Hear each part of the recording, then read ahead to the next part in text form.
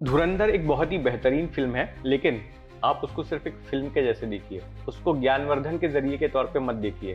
दाऊद जो है मूवी में बताया गया है कि वो अभी काफी ओल्ड हो गए हैं, काफी बीमार रहते हैं। फिल्म देखकर ऐसा लगता है कि अरे भैया आईएसआई को तो दाऊद ही चला रहा है, जबकि ऐसा नहीं है। आईएसआई की नजर में दाऊद एक छोटा सा प्यादा है। पोस्टिंग हुई गढ़चिरौली में, वहां पर नक्सलवादी चुन चुनकर पुलिस अधिकारियों पर हमला करते थे। आज अगर महाराष्ट्र सरकार ये दावा करती है कि महाराष्ट्र नक्सल फ्री हो चुका है, तो उसमें एक बहुत बड़ी भूमिका इस C60 नाम के कमांडो फोर्स ने अदा की है। बाला साहब ठाकरे के ऊपर यह आरोप लगा था, जो दंगों का दूसरा फेज था, उस दौरान वे अपने बंगले में बैठकर किसी मिलिट्री जनरल की तरह अपने शिवसैनिकों को खून खराबा करने का आदेश दे रहे थे।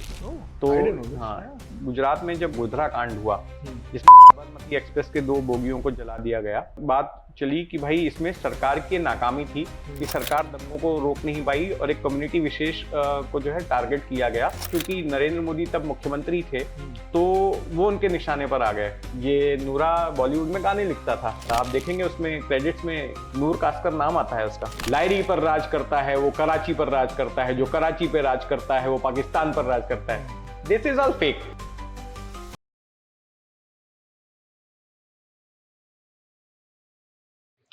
हाय जितेंद्र जी और नमस्कार। आपका बहुत बहुत स्वागत है वापस expert talk with Bhavya Desai पे। धन्यवाद भव्य। मुझे अच्छा लगा कि आपने फिर से एक बार मुझे आमंत्रित किया इस बातचीत के लिए। और पिछली बातचीत जो आपके साथ हुई थी, मेरी पिछली किताब बॉम्बे आफ्टर अयोध्या पर, उसमें भी काफ़ी मज़ा आया था। और मुझे इस बात की खुशी है कि आपके दर्शकों ने उसे पसंद किया, उसे अपना प्यार दिया। Right, great, yes.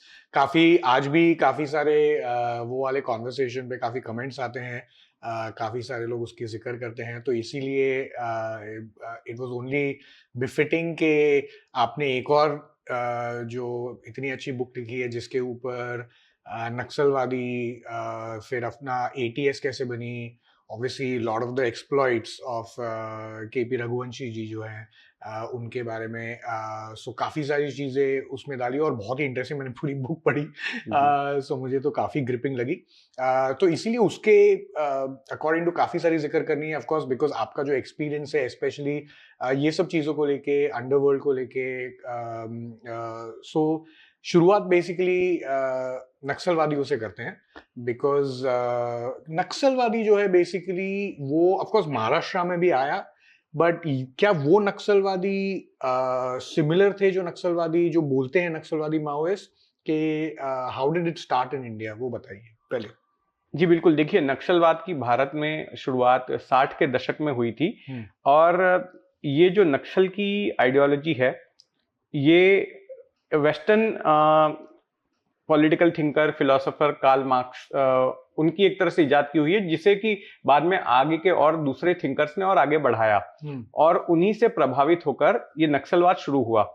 अब नक्सलवाद ये नाम कैसे पड़ा? क्योंकि इस आंदोलन की शुरुआत वेस्ट बंगाल के एक छोटे से गांव नक्सलबारी से हुई थी, और वहीं से ये आइडियोलॉजी पनपी और देश के अलग अलग राज्यों में पहुंची, और इसीलिए इसका नाम पड़ गया नक्सलवाद। इसको माओवाद भी कहते हैं। और इसमें आइडियोलॉजी के साथ साथ हिंसा का सहारा लिया जा रहा था। उस आइडियोलॉजी को एग्जीक्यूट करने के लिए इसमें हिंसा की जा रही थी, और इसलिए यह आइडियोलॉजी जो है कानून के दायरे से बाहर थी। अब नक्सलवाद किस तरह से पनपा और महाराष्ट्र में किस तरह से, इसमें मैं संक्षेप में आपको बताना चाहता हूं कि देखिए, कई राज्यों में नक्सलवाद रहा। वेस्ट बंगाल में रहा, उड़ीसा में रहा, बिहार में रहा, महाराष्ट्र में रहा, आंध्र प्रदेश में रहा, केरल तक पहुंचा नक्सलवाद। लेकिन हर एक राज्य में नक्सलवाद के पनपने के पीछे के कारण अलग अलग रहे। आइडियोलॉजी एक ही थी, माओइस्ट आइडियोलॉजी थी और जो मार्क्सिस्ट आइडियोलॉजी थी, लेकिन उस विचारधारा के साथ साथ जो ये नक्सलवाद फला फूला, उसमें स्थानीय कारण थे। जैसे कि अगर मैं वेस्ट बंगाल की बात करूं, तो वहां पर जो जमींदारी थी, उनके अत्याचार से लोग नक्सलवाद से जुड़े थे वहां पर। अगर मैं महाराष्ट्र की बात करूं, तो महाराष्ट्र में के गढ़चिरौली में जो वन विभाग के अधिकारियों का जुल्म हुआ करता था, सरकारी अधिकारी जो वहां पर जुल्म किया करते थे, उसके खिलाफ नक्सलवादियों ने जो है लोगों को जोड़ना शुरू किया और इस तरह से लोग साथ में जुड़े। गढ़चिरौली वो इलाका भी है जहां पर बड़े पैमाने पर तेंदुपत्तों का जो है उत्पादन होता है और उसके जो कॉन्ट्रैक्टर्स थे वो अत्याचार करते थे, बांबू के कॉन्ट्रैक्टर्स थे वो अत्याचार करते थे, वो शोषण करते थे आदिवासियों का। तो उसको भुनाते हुए नक्सलवादी संगठनों ने यहाँ पर साथ में जुड़ना शुरू किया। अब महाराष्ट्र में जो नक्सलवाद की शुरुआत हुई वो दरअसल 70 के दशक में हुई। 70 के दशक में पेडी शंकर नाम का एक नक्सलवादियों का नेता आंध्र प्रदेश से कुछ नक्सलवादियों के साथ बॉर्डर क्रॉस करके महाराष्ट्र में आया और इसके बाद में अलग अलग ग्रुप्स में ये नक्सलवादी बढ़ गए और इसके साथ ही महाराष्ट्र में नक्सल आंदोलन की शुरुआत हुई जो आने वाले 20-30 सालों में बहुत जिसने भयंकर रूप ले लिया और जिसकी वजह से बड़े पैमाने पर पुलिसकर्मी मारे गए, महाराष्ट्र के पुलिसकर्मी मारे गए, इसके अलावा जो सेंट्रल पुलिस फोर्सेस थी, सीआरपीएफ के लोग मारे गए और एसआरपी के लोग मारे गए, स्टेट रिजर्व पुलिस के लोग मारे गए और इसके अलावा जो स्थानीय आदिवासी थे जो नक्सलवादियों की नहीं सुनते थे या उनका आदेश नहीं मानते थे, ऐसे तमाम आदिवासियों को भी नक्सलवादियों ने मारा और इसने एक बड़ा भयंकर रूप ले लिया और गढ़चिरौली जो इलाका है उत्तर पूर्वी महाराष्ट्र का, वो एक तरह से पुलिस कर्मियों के लिए या सरकारी अधिकारियों के लिए एक पनिशमेंट पोस्टिंग वाली जगह बन गई थी कि कोई भी सरकारी अधिकारी या पुलिस अधिकारी जो है वहां ट्रांसफर नहीं लेना चाहता था। तो इस तरह के हालात हो गए थे और इस तरह से नक्सलवाद ने देश के अलग अलग राज्यों को अपने ग्रिप में लिया और उसको रेड कॉरिडोर बोलते हैं। अच्छा। जिन जिन इलाकों में नक्सलवाद पनपा, वेस्ट बंगाल से लेके साउथ में केरला तक, उस पूरे इलाके को रेड कॉरिडोर कहा जाता है। और महाराष्ट्र के कुछ जिले थे, गढ़चिरौली, चंद्रपुर, यवतमाल, भंडारा, गोंदिया, ये जिले भी इस रेड कॉरिडोर का हिस्सा थे। बाकी जिलों से नक्सलवाद पहले खत्म हो गया, सबसे आखिर में यानी कि एकदम हाल फिलहाल में ही गढ़चिरौली से नक्सलवाद खत्म हुआ है। हालांकि बोलते हैं कि अभी भी चंद नक्सली बचे रह गए हैं जो शायद जल्दी सरेंडर कर दें। ये इसे पनिशमेंट पोस्टिंग क्यों कहते हैं, ये आपसे कहा? पनिशमेंट पोस्टिंग इसलिए कहते हैं कि वहां पर नक्सलवादी चुन चुनकर पुलिस अधिकारियों पर हमला करते थे, उनको एब्डक्ट करते थे, उनका अपहरण करके उनको मारते थे, उनके ऊपर जुल्म करते थे और पुलिस वाले वहां पर जाने से डरते थे। 2-3 कारण हैं जिसकी वजह से इसको पुलिस पनिशमेंट पोस्टिंग कहा जाता है। मैं आपको छोटी सी कहानी सुनाना चाहता हूं। एक पुलिस अधिकारी हुआ करते थे रविंद्र आंग्रे नाम के, जो एनकाउंटर्स करने के लिए मशहूर थे। उनकी इमेज एक एनकाउंटर स्पेशलिस्ट अधिकारी की थी। अब ये किसी मामले में फंस गए तो जिसके बाद इनका ट्रांसफर कर दिया गया गढ़चिरौली में। अब गढ़चिरौली में ट्रांसफर किया गया इनको कंट्रोल रूम में। तो ये उससे नाखुश थे, उनको लग रहा था कि ये तो फील्ड वाले आदमी हैं, इन्होंने कितने सारे गैंगस्टर्स को अपनी गोलियों से उड़ाया है और कंट्रोल रूम में बैठना थोड़ा इनकी इमेज से भी मेल नहीं खा रहा था। तो एक बार वो मुझे मिले, मुंबई के दादर रेलवे स्टेशन के बाहर एक रेस्टोरेंट में चाय पर मिले और उन्होंने बताया, जितेंद्र वहां गढ़चिरौली में हालात बहुत ही खराब हैं पुलिस के लिए खास करके। बोले यहाँ पर ये क्रिमिनल्स, ये गैंगस्टर हमसे छुपते थे कि हम लोग पकड़ के इनको मार ना दे। गढ़चिरौली में हम इन क्रिमिनल से छुपते हैं, नक्सलवादियों से छुपते हैं कि वो हमको पकड़ के मार ना दे। तो इस जैसा सिनेरियो है और वो चाहते थे कि मैं कुछ ऐसी स्टोरीज करूं ताकि उनका ट्रांसफर C60 में हो जाए, जो कि एक एलीट कमांडो फोर्स थी, अपने किस्म की यूनिक फोर्स थी, उसमें उनका ट्रांसफर हो जाए। ऐसा वो चाहते थे क्योंकि वो जो फोर्स है वो एक्शन ओरिएंटेड थी। वो कंट्रोल रूम में बैठकर फोन रिसीव करना उसका काम नहीं था। तो इसकी वजह से वो चाहते थे कि जो है उनका ट्रांसफर हो। लेकिन उन्होंने बताया कि वहां पर पुलिस वाले बड़े ही डर में जीते थे। एक तो वहां पर बहुत सारी सुविधाएं नहीं थी, जैसे कि शुरुआत में, अब हाल फिलहाल में तो नक्सल प्रभावित गढ़चिरौली बहुत ज्यादा डेवलप हो गया है, लेकिन एक वक्त में वहां पर बिजली कटौती खूब हुआ करती थी, कई गांव में बिजली नहीं थी, वहां पर स्वास्थ्य की व्यवस्था नहीं थी, हेल्थ रिलेटेड वहां पर जो है प्रोविजंस नहीं हुआ करते थे। वहां पर बहुत सारे आधुनिक ऐसी चीजें जो हम शहरी इलाकों में देखते हैं या फिर राज्य के दूसरे ग्रामीण इलाकों में देखते हैं, वैसी चीजें वहां पर उपलब्ध नहीं थी। राइट। और इसकी वजह से कोई ऐसा व्यक्ति जो कि शहर में पला बढ़ा है, उसके लिए वहां पर जंगल के बीच में जाकर इस तरह से रहना वो बड़ा ही डिफिकल्ट था। मुश्किल हो जाता। हाँ, बट ये मतलब ऐसी दहशत के बेसिकली पुलिस वाले भी डर के घूम रहे हैं ऐसे एरियाज में, तो ऐसे मतलब कोई स्टोरीज हैं या कोई वाकयात जो हुए हैं जिसकी वजह से पुलिस ऐसी डरती थी इतना? हाँ, कई सारे ऐसे वाकयात वहां पर हुए। वहां पर कोई पुलिस वाला मान लीजिए कि छुट्टी पर जा रहा है अपने फैमिली से मिलने के लिए, जिसकी वहां पर पोस्टिंग थी कि वो कोंकण का पुलिस वाला है या पुणे का पुलिस वाला है, अब छुट्टी लेके जा रहा है अपने घर पर, बस से जा रहा है। रास्ते में नक्सलवादी जो है कटा हुआ पेड़ लगा देते थे सड़क पर, बस रुकती थी, नक्सलवादी बस के अंदर घुसते थे। उनको पहले से पता होता था कि ये पुलिसकर्मी है, उसको किडनैप कर लेते थे और उसकी हत्या कर दी जाती थी। ऐसे बहुत सारी वारदातें हुई। फिर इसके बाद में बहुत सारे एम्बुशेस हुए वहां पर।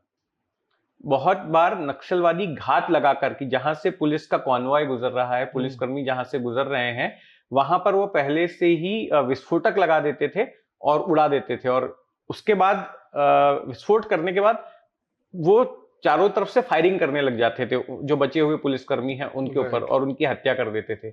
इस जैसे भी मामले हुए। तो इसकी वजह से क्या होता था कि वहां पर आमतौर पर पुलिसकर्मी अपनी आइडेंटिटी छिपाते थे। वो पुलिस का आई कार्ड लेकर नहीं घूमते थे, वो किसी दूसरे सरकारी विभाग का, कृषि विभाग का या स्वास्थ्य विभाग का या शिक्षा विभाग का, ऐसे विभाग के कर्मचारी खुद को बताते थे।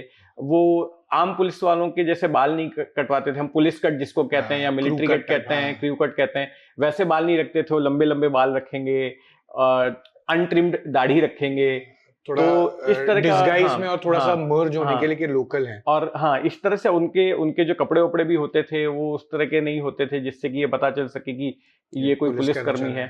तो अपनी आइडेंटिटी ना रिवील हो और वो छुपकर जिए, यही माहौल उस वक्त रहता था। मतलब ये काफी सिमिलर है जैसे मेक्सिको और अपना उधर के भी ड्रग्स, जो उनकी स्पेशल फोर्सेस हैं वो भी मास्क पहन के घूमती है सो दैट उनकी एक्चुअल आइडेंटिटी पता ना चले, सो दैट उनके फैमिली के ऊपर ड्रग कार्टेल्स जो है वो कार्टेल्स उनके ऊपर हमला ना करे, अबडक्ट ना कर ले। So interesting. ये C60 के बारे में आपने बात की, तो ये C60 की स्थापना बेसिकली क्यों हुई? जी बताता हूँ। देखिए 1980 बैच के एक आईपीएस अधिकारी जिनका नाम कृषिपाल रघुवंशी है, उनकी पोस्टिंग हुई गढ़चिरौली में। और जब वो गढ़चिरौली में गए तो मैंने आपको जैसा माहौल बताया कि वहां पर डोमिनेशन था नक्सलवादियों का और हालत बड़ी खराब थी। पुलिस वाले डर कर जीते थे। खुद पुलिस स्टेशन की सुरक्षा करने के लिए एसआरपी को बुलाया जाता था। तो जब पुलिस खुद वहां पर सुरक्षित नहीं तो बाकी लोगों की रक्षा वो क्या करेगी? राइट। और बहुत ही खराब माहौल था। तो वो जब वहां गए तो उन्होंने ऑब्जर्व किया कि ये जो नक्सलवादी हैं ये तो आदिवासियों के जरिए ही अपने रिक्रूटमेंट करते हैं, आदिवासी लोगों को ही साथ में लेते हैं, और जो आदिवासी इनका साथ देने के लिए तैयार नहीं होते वो उनकी हत्या कर देते हैं या उनके परिवार को प्रताड़ित करते हैं। ये सारा कुछ चल रहा था। तो एक बार उन्होंने वहां के कुछ स्थानीय पुलिसकर्मी थे उनसे बातचीत की और उनसे पूछा कि भाई इसका सोल्यूशन क्या है? मैं तो यहाँ पे 2 साल 3 साल में मैं चले जाऊंगा, मेरा यहाँ से ट्रांसफर हो जाएगा, तो इसका परमानेंट सोल्यूशन क्या है? तो उन्होंने कहा कि देखिए ये जो नक्सलवादी हैं ये आदिवासी युवाओं को भर्ती करते हैं और उसके बाद तो उन्हीं के जरिए जो है इस तरह से वायलेंस करते हैं। तो आप हमारे युवाओं को भी इसी तरह से लेकर जो नक्सलवाद के खिलाफ हैं उनको भी ऐसे हथियार दे दीजिए और वो भी जंगल में घूमेंगे, उनको सारे रास्ते भी पता है, वो लोकल्स भी हैं और वो उनसे निपटेंगे। तो रघुवंशी ने कहा ये तो बड़ा रिस्की है कि मैं मतलब एक तरफ आदिवासियों को नक्सलवादी हथियार दे रहे हैं, दूसरी तरफ हम भी देंगे तो क्या पता ये हमारे ही खिलाफ इस्तेमाल हो जाए। ये सारी चीजें थी। तो फिर उन्होंने और सोचा और फिर अपने सुपीरियर से बात की। फिर शुरुआत में ऐसा किया गया कि जिन परिवारों को नक्सलवादियों ने प्रभावित किया था, जिनके किसी घर के लोगों को मारा था, हत्या की थी या किसी तरह से तकलीफ दी थी, ऐसे लोगों को लेकर उन्होंने एक छोटा सा ग्रुप बनाया और उनको हथियार दिए और उनकी बतौर स्पेशल पुलिसकर्मियों के तौर पर उनकी भर्ती हुई। और फिर उनके साथ में ऑपरेशन पर जाने लग गए। ओके। और उसके फिर रिजल्ट्स भी मिलने लगे, क्योंकि उनको हाइडआउट्स वगैरह पता चलने लगे, जहां पर नक्सलवादी रुकते थे, कौन कौन सी जंगल के रास्ते थे, वो सारे मालूम होने लगे। तो इसका फायदा हुआ। और फिर जब इस छोटे से ग्रुप के रिजल्ट्स देखे सरकार ने या पुलिस महकमे के आला अधिकारियों ने, तो फिर उन्होंने इसको और एम्पावर किया और ज्यादा बड़ा बनाया है इसको। और इस तरह से C60 नाम का ये फोर्स तैयार हुआ। ये कई मामले में यूनिक है। एक तो जैसा मैंने बताया कि इसमें स्थानीय आदिवासियों को ही लिया जाता है। इसके बाद इनकी जो हायरार्की होती है वो डिफरेंट होती है आम पुलिस फोर्सेस से। इसमें जो यूनिट का इंचार्ज होता है, जो टीम का इंचार्ज होता है, वो यूनिट उसी के नाम से पहचानी जाती है। जैसे आपका नाम भव्य है और आप किसी यूनिट को हेड कर रहे हैं, तो वो यूनिट भव्य की यूनिट के नाम से जानी जाएगी। अल्फा बीटा गामा टाइप का नाम नहीं देते हैं जैसे कि बाकी फोर्सेस में या मिलिट्री में दिया जाता है। तो वो होगी भव्य सी यूनिट, भव्य की यूनिट है ये, उस तरह से इसका नाम दिया जाता है। इनको हाईली सोफिस्टिकेटेड वेपन्स भी अब दिए जाते हैं। इनकी ट्रेनिंग जो आंध्र प्रदेश के ग्रे हाउंड्स ने की थी, जो अपने आप में एक एंटी नक्सल फोर्स थी, तो उस तरह की ट्रेनिंग भी कराई जाती है।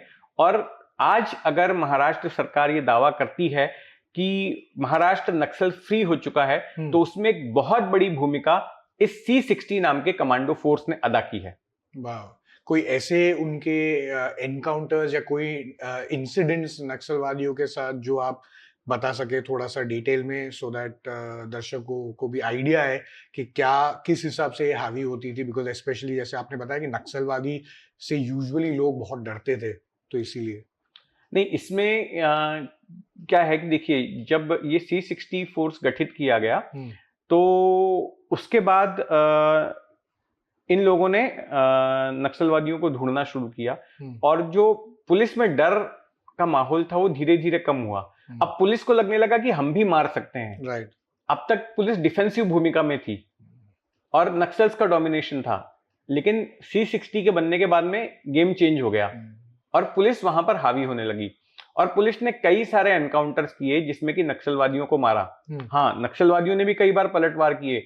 कई सारे एम्बुश हुए जिसमें कि C60 कमांडोज और CRPF के बहुत सारे लोग मारे गए। लेकिन जो सबसे बड़ा एनकाउंटर हुआ वो 2018 में हुआ, जिसमें कि इंद्रावती नदी के पास, इंद्रावती नदी छत्तीसगढ़ और महाराष्ट्र के बॉर्डर पर है, वहां पर नक्सलवादियों का एक कैंप लगा हुआ था। और ये जानकारी मिली वहां के तत्कालीन SP अभिनव देशमुख को। उन्होंने जो इंटेलिजेंस का सिस्टम बना रखा हुआ था, उसके जरिए उन्हें पता चला कि ये लोग यहाँ पर जमा हैं। तो उन्होंने रातों रात वहां पर मोबिलाइज किया अपने लोगों को, C60 कमांडोज को, और फिर वो एनकाउंटर कई घंटे चला और उसमें करीब 40 नक्सली मारे गए। कई सारे नक्सली जो है एनकाउंटर की वजह से जो इंद्रावती नदी थी उसमें कूद गए, और वो नदी मगरमच्छ से इन्फेस्टेड थी। तो कई सारे नक्सलवादी तो मगरमच्छ का शिकार हो गए, उनकी म्यूटिलेटेड बॉडीज भी बाद में मिली, ऐसा बताया जाता है। तो ये एक बहुत बड़ा अटैक था जिसने कि गढ़चिरौली में नक्सलवाद के बैकबोन को तोड़ दिया, उसकी कमर तोड़ कर रख दी। उसके बाद एक दो और भी एनकाउंटर्स हुए। हालांकि नक्सलवादियों ने भी अपनी प्रेजेंस दिखाने की कोशिश की, जैसे कि एक युवक की उन्होंने 2-3 साल पहले हत्या कर दी थी, जो कि किसी सरकारी नौकरी के लिए अप्लाई करने जा रहा था, तो उसकी हत्या कर दी। तो उन्होंने ये बताने की कोशिश की कि हम अभी भी एक्टिव हैं, और उनका विरोध था कि जो आदिवासी युवा हैं वो सरकार के साथ काम ना करें, सरकारी नौकरियों में ना जाएं। तो उन्होंने कोशिश की थी, लेकिन इसके बाद नक्सलवादियों के खिलाफ जिस तरह से एक एक करके C60 ने अपनी दबिश बढ़ाई, तो उसके बाद आज लगभग नक्सलवाद गढ़चिरौली से साफ हो चुका है। तो ये C60 का जो फोर्स था, वो फोर्स में भी मतलब बेसिकली जैसे आपने अंग्रेजी की बात की, तो उनको ट्रांसफर वैसे चाहिए था, तो उसमें भी काफी सारे एनकाउंटर स्पेशलिस्ट है कि उनमें ज्यादा लोकल्स ही बेसिकली थे? नहीं, वहां पर C60 में तो देखिए, वहां पर एज सच कोई ऐसा नाम उभर कर नहीं आया जिसको कि कहा जाए कि वो एनकाउंटर स्पेशलिस्ट है। वो स्थानीय लोग ही थे जिनको की ट्रेनिंग दी गई थी, महाराष्ट्र पुलिस ने जिनको ट्रेनिंग दी थी, और उसके बाद वो लोग एक्शन करते थे और एनकाउंटर्स होता था। तो उस तरह से था। लेकिन जैसे हम मुंबई पुलिस में देखते हैं कि ये 5-6 नाम जो एनकाउंटर स्पेशलिस्ट के जैसे थे, प्रदीप शर्मा, दया नायक, विजय सालस्कर, प्रफुल्ल भोसले या रविंद्र आंग्रे, उस जैसे नाम हमें गढ़चिरौली पुलिस में नहीं देखते मिलते। Understand, interesting. ये ऑफ कोर्स ऐसी चीजें जो बेसिकली है वो काफी सारे आई मीन जब आपने बोला पनिशमेंट पोस्टिंग भी है तो बहुत सारी चीजें ऑब्वियसली आजकल के अनफॉर्चुनेटली अभी से नहीं बहुत टाइम से पॉलिटिकल प्रेशर भी बहुत सारा होता है हर एक चीजों में। सो उस पर्सपेक्टिव से भी थोड़े 2-3 आई थिंक वाकयात आपने अपने बुक में भी उसमें दर्शाए हैं, तो थोड़ा उसके बारे में दर्शकों को थोड़ा बताएंगे। एक तो ऑफ कोर्स बाल ठाकरे जी के बारे में बहुत ही इंटरेस्टिंग इंस्टेंस है, फिर छगन भुजबल जी के साथ में है, ऑफ कोर्स सोनिया गांधी जी के साथ में भी काफी एक इंटरेस्टिंग उनकी स्टोरी है, तो उसके बारे में प्लीज कुछ बताइए। ये देखिए, मैंने अपनी किताब ट्रबल शूटर में जब मैं केपी रघुवंशी जो आईपीएस अधिकारी हैं उनकी मैं कहानी लिख रहा था, तो उसमें जो नक्सलवाद के खिलाफ उन्होंने जो मुहिम छेड़ी और गढ़चिरौली में उन्होंने जो काम किया उसका तो मैंने ब्यौरा दिया ही है। लेकिन ट्रबल शूटर में मैंने आगे चलकर जब वो मुंबई पहुंचे तो मुंबई में क्या क्या काम उन्होंने किए और किस किस तरह की चुनौतियों का उनको सामना करना पड़ा उसको भी मैंने लिखा है। और उसमें एक बड़ा इंसिडेंट ये था कि उन्हें एसटीएफ बनाने के लिए कहा गया। अब आपको थोड़ा सा बैकग्राउंड में बता देता हूं। 12 मार्च 1993 को धमाके हुए थे। उसके पहले मुंबई में 2 फेज में दंगे हुए। 6 दिसंबर 1992 को बाबरी मस्जिद गिराई गई। उसके बाद 1 हफ्ते तक मुंबई में दंगे चले। उसके महीने भर बाद 6 जनवरी को फिर से एक बार मुंबई में दंगे भड़क उठे 6 जनवरी 1993 को। वो भी हफ्ते 10 दिन तक चले और उन दंगों में करीब 800-900 लोग मारे गए। उन दंगों की जांच के लिए जस्टिस बीएन श्रीकृष्ण की अगुवाई में एक कमीशन बनाया गया कि वो जांच करे कि दंगों में कौन लोग दोषी थे। दंगों में जो आरोप लगे कि पुलिस ने बायस्ड भूमिका अदा की थी, पक्षपात किया था और पुलिस ने अपना काम ठीक से नहीं किया था, इस तरह के तमाम आरोप थे, उनकी जांच करने के लिए ये कमीशन बनाया गया था। इस कमीशन ने अपनी रिपोर्ट कुछ सालों बाद सौंप दी। अब कमीशन कोई पुलिस फोर्स तो थी नहीं, उसने तो अपनी फाइंडिंग्स सौंपी। अब उस फाइंडिंग में जिसको जिसको कमीशन ने दोषी ठहराया था उनको अरेस्ट करने का काम किसी पुलिस फोर्स को करना था। तो वो जिम्मेदारी आई मुंबई पुलिस के ऊपर। मुंबई में दंगे हुए थे, मुंबई पुलिस का काम था दोषी लोगों को अरेस्ट करना। तो इसके लिए सरकार ने कहा मुंबई पुलिस को कि आप एक स्पेशल टास्क फोर्स बनाइए जो कि श्रीकृष्ण कमीशन की रिपोर्ट को इंप्लीमेंट करेगी, मतलब कि उन लोगों को प्रोसिक्यूट करेगी जिनको कि श्रीकृष्ण कमीशन ने दोषी ठहराया था। तो इस काम के लिए मुंबई पुलिस ने चुना केपी रघुवंशी को। रघुवंशी इसके पहले सीबीआई में थे और वापस इनको रिपैट्रिएट किया गया महाराष्ट्र कैडर में और ये वापस आए। अब इन्हीं को सब कुछ स्क्रैच से शुरू करना था। अधिकारियों को जुटाने से लेकर के ऑफिस की जगह ढूंढने से लेकर के स्टेशनरी जमा करने तक सब कुछ इनको करना था। फिर पूरी श्री कृष्ण कमीशन की रिपोर्ट भी पढ़नी थी। अब श्री कृष्ण कमीशन की रिपोर्ट में कई सारे लोगों को आरोपी बनाया गया था, लेकिन 2 नाम जो काफी चर्चित थे वो थे, एक तो शिवसेना के दिवंगत प्रमुख बाला साहब ठाकरे और दूसरा नाम था मुंबई के पूर्व पुलिस कमिश्नर आरडी त्यागी का। इन दोनों के ऊपर भी आरोप लगे थे।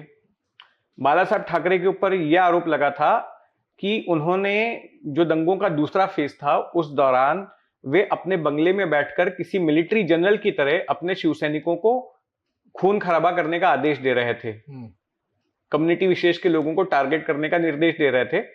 यह आरोप लगा था उनके ऊपर।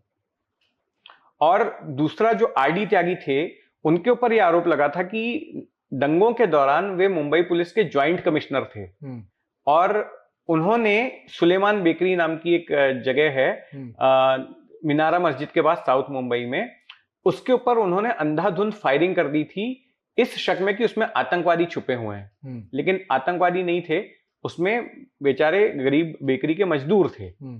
तो उस फायरिंग में वो मजदूर मारे गए, आतंकवादी कोई मिला नहीं, ना तो कोई हथियार मिला वहां से, और उसमें कुछ 12-13 मजदूर मारे गए। तो उनके ऊपर हत्या का चार्ज लगा, उनके और उनकी टीम के लोगों के ऊपर। तो ये श्री कृष्ण कमीशन ने कहा कि इन लोगों को तो प्रोसिक्यूट किया जाना चाहिए। अब जब बात आती है बाल ठाकरे की, तो वहां पर दो अहम विटनेस थे जब बाल ठाकरे ने कथित तौर पर आदेश दिया था अपने शिवसैनिकों को, मिलिट्री जनरल के जैसे, कि आप इस कम्युनिटी के लोगों को टारगेट कीजिए। तो एक थे चंद्रकांत हंडोरे, जो मुंबई के तत्कालीन मेयर, और एक युवराज मोहिते नाम के पत्रकार थे। तो ये दोनों गए थे और इन्होंने देखा था इस तरह से उनको आदेश देते हुए। तो अब लीगल राय ली जा रही थी कि कैसे अरेस्ट करें, क्या करें ना करें, जो भी है। अब कुछ ऐसे ग्रुप्स थे, जो कुछ मुस्लिम ग्रुप्स थे, कुछ एनजीओस थे, ये सरकार पर, उस वक्त में महाराष्ट्र में कांग्रेस एनसीपी की सरकार थी, विलासराव देशमुख मुख्यमंत्री थे। तो ये ग्रुप्स गए सोनिया गांधी के पास में और उन्होंने कहा कि देखिए, आपकी सरकार तो कुछ काम नहीं कर रही है और आपने 99 का जो विधानसभा का चुनाव हुआ था 99 में, उसमें कांग्रेस की तरफ से, कांग्रेस एनसीपी की तरफ से ये वादा किया गया था कि हम अगर सत्ता में आएंगे तो हम श्री कृष्ण कमीशन की रिपोर्ट को इंप्लीमेंट करेंगे और इनको सजा दिलाएंगे। तो अब देखिए, आपकी सरकार तो जो है वो वादा पूरा नहीं कर रही है, ऐसा शिकायत की गई सोनिया गांधी के साथ। तो सोनिया गांधी ने तलब किया विलासराव देशमुख को कि तुम आके जवाब दो भाई कि क्या कर रहे हो इस मामले में। तो विलासराव देशमुख ने क्या किया, वो साथ में एसटीएफ चीफ केपी रघुवंशी को भी ले गए और उनको ही सोनिया गांधी के सामने खड़ा कर दिया और बोला, बताओ तुम क्या कर रहे हो इसमें। तो केपी रघुवंशी ने सोनिया गांधी को बताया कि भाई हम अभी स्टडी कर रहे हैं और लीगल राय लेके फिर हम एक्शन लेंगे, अरेस्ट करेंगे सभी लोगों को। तो इस तरह का उनके ऊपर दबाव था। इसके अलावा दबाव छगन भुजबल की तरफ से भी था, जो उस वक्त एनसीपी में थे, अभी भी एनसीपी में है, और तब डिप्टी चीफ मिनिस्टर और होम मिनिस्टर भी थे। उनकी बाला साहेब ठाकरे से एक पर्सनल खुन्नस थी, क्योंकि उन्होंने 1991 में शिवसेना से बगावत कर दी थी शरद पवार के कहने पर, और शिवसेना छोड़कर कांग्रेस में आ गए थे। और इसके बाद में हुआ ये था कि 96 में उनके ऊपर शिवसैनिकों ने हमला कर दिया था, जब शिवसेना बीजेपी की सरकार थी, और तब ये विपक्ष के नेता थे छगन भुजबल, और उसमें छगन भुजबल बाल बाल बचे थे। तब से वो उनमें गुस्सा भरा हुआ था और बाला साहब उनको लाखोबा कहकर बुलाते थे, जो कि एक नेगेटिव कैरेक्टर था मराठी ड्रामा का। अच्छा। कि गद्दार, लाखोबा, इस तरह से अपने पब्लिक स्पीचेस में बोलते थे। तो छगन भुजबल के मन में बहुत गुस्सा था बाला साहेब ठाकरे के प्रति। तब उनको ये मौका था कि इस श्री कृष्ण कमीशन की रिपोर्ट के बहाने वो बाला साहेब ठाकरे को जेल भेज दें। तो उन्होंने रघुवंशी पे दबाव डालना शुरू किया। अरे रघुवंशी, तुम क्या डरते हो क्या? बाल ठाकरे को गिरफ्तार क्यों नहीं करते हो? रघुवंशी, सूर्यवंशी क्या है नाम तुम्हारा, इतना क्यों डरते हो? तो रघुवंशी बोलते थे, मैं डरता नहीं हूं, मैं तो स्टडी कर रहा हूं, और दो विटनेस हैं, आप वो दोनों विटनेस का स्टेटमेंट दिला दीजिए, क्योंकि दोनों ने स्टेटमेंट ही नहीं दिया एसटीएफ के सामने आकर। उसके बिना कैसे एक्शन ले सकते हैं? तो लीगल ओपिनियन, पीआर वकील नाम के जो लीगल एडवाइजर थे, उन्होंने मना कर दिया, बोला आप अगर ऐसे अरेस्ट करोगे बाला साहेब ठाकरे को तो कोर्ट में वो केस टिकेगा ही नहीं, फजीयत हो जाएगी सरकार की। और दूसरी तरफ भुजबल थे, वो दबाव डाल रहे थे इनके ऊपर। तो ये हुआ, इस तरह का पॉलिटिकल प्रेशर पड़ा था उनके ऊपर। इंटरेस्टिंग। अभी बहुत सारे लोगों को, एक्चुअली दर्शकों को ये भी शायद नहीं पता होगा कि ऑफ कोर्स जो मुंबई के जो अटैक्स थे उसमें जो हमारे बहुत ही नीडर अफसर थे, जो हेमंत करकरे जी, तभी के वो एटीएस चीफ थे, and he obviously passed away. But काफी सारे लोग को ये शायद पता नहीं होगा कि एक्चुअली रघुवंशी जी जो थे, ही वाज द वन जिन्होंने एटीएस भी बनाई थी, he was the first chief as well. तो उसके बारे में भी, एटीएस के बारे में कुछ बताइए, बिकॉज उसके बारे में मेरे पास एटीएस के तरफ से मतलब काफी मेरे दिमाग में थोड़े सवाल हैं। जी देखिए, आज जो एटीएस है, महाराष्ट्र एंटी टेररिस्ट स्क्वाड जो है, राइट, इसके फाउंडर केपी रघुवंशी ही हैं। साल 2004 में उन्होंने इस फोर्स की स्थापना की थी, और ये महाराष्ट्र की पहली फुल फ्लेज एटीएस थी जो कि आतंकवादियों के विरोध में काम कर रही है। इसके पहले 90 के दशक में भी एक छोटी सी फोर्स बनी थी जिसका भी नाम एटीएस दिया गया था, एंटी टेररिस्ट स्क्वाड दिया गया था। वो बहुत छोटी सी फोर्स थी और उसको हेड कर रहे थे आईपीएस ऑफिसर ए खान। वही ए खान जिन्होंने कि लोखंडवाला में एनकाउंटर किया था, माया डोलस को मारा था, जिस पर एक फिल्म भी बन चुकी है, शूट आउट एट लोखंडवाला। तो वो भी एटीएस ही कहा जाता था। बट एक्चुअली में फुल फ्लेज एटीएस जो कि आज भी एक्टिव है 2004 में जो बना, उसकी स्थापना केपी रघुवंशी ने की थी, और वो भी एकदम स्क्रैच से की। उनको तो कई दिनों तक ऑफिस के लिए भटकना पड़ा, कई दिनों तक उन्हें क्राइम ब्रांच के साथ अपना ऑफिस शेयर करना पड़ा, कभी ट्रैफिक डिपार्टमेंट के साथ अपना ऑफिस शेयर करना पड़ा। उनको शुरुआत में अधिकारी नहीं मिल रहे थे, उनको स्टेशनरी के लिए बोरो करना पड़ा अपने दोस्त अहमद जावेद से, दूसरे जो आईपीएस अधिकारी हैं, कि हमको थोड़ा स्टेशनरी दे दो हमारा काम करने के लिए। तो इस तरह से उन्होंने एटीएस की स्थापना की थी। लेकिन यही एटीएस आगे चलकर बहुत बड़ी फोर्स साबित हुई। इसने कई बड़े बड़े केसेस को इन्वेस्टिगेट किया, कई बड़े बड़े आतंकी हमलों को नाकाम भी किया, और आज भी ये बहुत ही एक्टिव तरीके से काम कर रही है। राइट, काफी इंटरेस्टिंग है ये आपने बोला, बिकॉज बहुत सारे लोगों को, लाइक दर्शकों को, जैसे हम बॉम्बे में जो रहते हैं निवासी, उनको आइडिया नहीं रहता है कि हम अपनी आम जिंदगी काफी इजीली जीते हैं, बट बिहाइंड द सीन्स इतनी सारी चीजें चलती रहती है, जिसमें काफी सारे, जैसे आपने बताया अभी के प्लॉट्स रहते हैं जिसे कहते हैं, वो सबको उन लोग खारिज करते हैं एंड ऑल दैट। तो उसमें एक जब मैं पढ़ रहा था और देख रहा था, तो उसमें ऑपरेशन अमानत करके एक बहुत ही इंटरेस्टिंग ऑपरेशन था। तो वो भी ऑफ कोर्स हमारे बॉम्बे की एटीएस ने ही उसे खारिज किया था। तो उसके बारे में प्लीज डिटेल में बताइए, बिकॉज ये बहुत इंटरेस्टिंग ऑपरेशन है। जी देखिए, ऑपरेशन अमानत, इसका नाम केपी रघुवंशी जी ने ही दिया था जी, और ये एटीएस की तरफ से अंजाम दिया गया एक बहुत ही बेहतरीन ऑपरेशन था, जिसमें कि मुंबई को आतंकी हमलों से दहलाने की एक साजिश को प्रीएम्प्ट कर लिया गया था। और ये हुआ इस तरह से था कि उन्हें केपी रघुवंशी को इंटेलिजेंस ब्यूरो की तरफ से, आईबी के उनके एक परिचित ऑफिसर ने एक नंबर पर नजर रखने के लिए कहा था, उसको इंटरसेप्ट करने के लिए कहा था। और जब उस नंबर पर उन्होंने इंटरसेप्शन शुरू किया तो उन्हें पता चला कि ये मामला कुछ तो गड़बड़ है।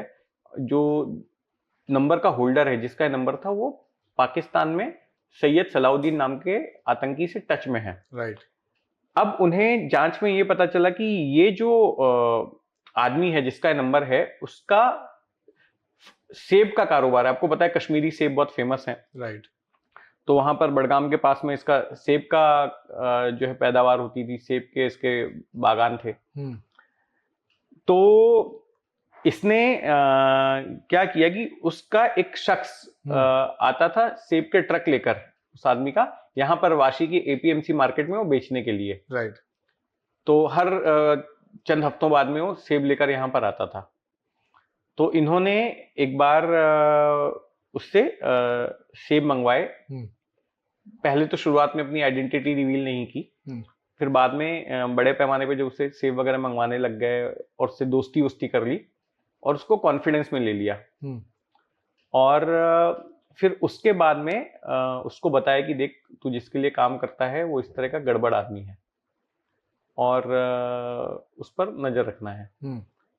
इससे मिलने के लिए अच्छा, यहाँ पर इसको इन्होंने उसकी बेटी की शादी के लिए पैसे वैसे भी दिए और इसको ये भी कहा कि तुम किसी पुलिस वाले मामले में यहाँ पर फंसते हो, क्योंकि आप देखेंगे कि ये ट्रांसपोर्टर्स को वो पुलिस वाले बहुत तकलीफ देते हैं, या कहीं पे कुछ अगर वायलेशन हो जाए, कुछ हो जाए, तो मुझे फोन कर देना, ये ले मेरा नंबर, मैं देख लूंगा मैं। तो इन्होंने एक दो बार उसको ऐसे छुड़ाया भी, अगर किसी ट्रैफिक ऑफेंस के मामले में वो फंस गया तो। इस तरह से उन्होंने इसके साथ अपना बॉन्ड मजबूत किया इस आदमी के साथ में, ताकि इसके मालिक के ऊपर नजर रखी जा सके। फिर एक बार इससे मिलने के लिए श्रीनगर भी गए, वहां पर भी मुलाकात की। तो इनको पता चला कि एक बहुत बड़ी साजिश रची गई थी मुंबई को दहलाने के लिए, और कुछ लोग पाकिस्तान से आए हुए थे, भेजे गए थे मुंबई में, और इनको डेटोनेटर्स वगैरह पहुंचाने का काम, विस्फोटक पहुंचाने का काम इसी कश्मीरी आदमी को करना था। मतलब इस सेब के बाग के मालिक को। राइट। और वो मुंबई के नागपाड़ा इलाके में, बॉम्बे सेंट्रल नागपाड़ा इलाके में जो है वो लोग पाकिस्तानी आके ठहरे हुए थे और उनसे ये मिलने वाला था। और साथ में एक वेस्ट बंगाल का एक मौलाना भी इसमें शामिल था। राइट। जो बिचौलिए का काम कर रहा था, यहाँ पर फैसिलिटेट करने का काम कर रहा था। तो जैसे जैसे जानकारी मिलती गई, इनके फोन नंबर्स जो है वो इंटरसेप्शन के लिए लगाए गए। और फिर जिस दिन 31st की रात थी, 31st की रात को ये सारे लोग रेकी करने गए थे, पाकिस्तानी लोग। तो इनको फॉलो किया एटीएस के लोगों ने, जहां जहां पर ये जा रहे थे इनका लोकेशन ट्रेस किया, और इसके बाद में इनको धर दबोचा।